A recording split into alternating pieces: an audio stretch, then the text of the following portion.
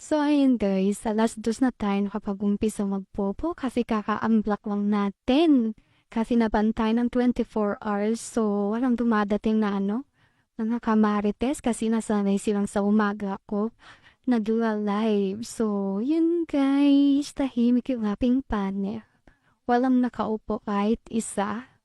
Okay lang yan, tayo bukas naman. So, sana, sana hindi na tayo uli mag-ban ng isang araw. Ayan, pinatapos lang ako kahapon. Siguro, natapos ako ng 9:30 mag-live kahapon. Tapos pagdating ng 1:30, nakaban siya. 24 hours.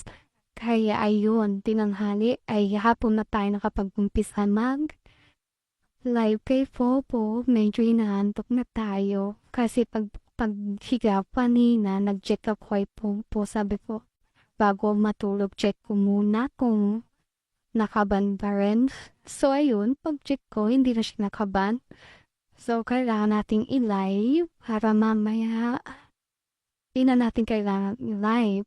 So, magpa-firework lang tayo mamaya. So, ganun talaga. Kailangan nating magsipag para marami tayong ma-earn. Ayan. Di ako sanay na walang maupo sa panel ko. Yun lang. So, yun. Hindi lang ako dyan kumanta.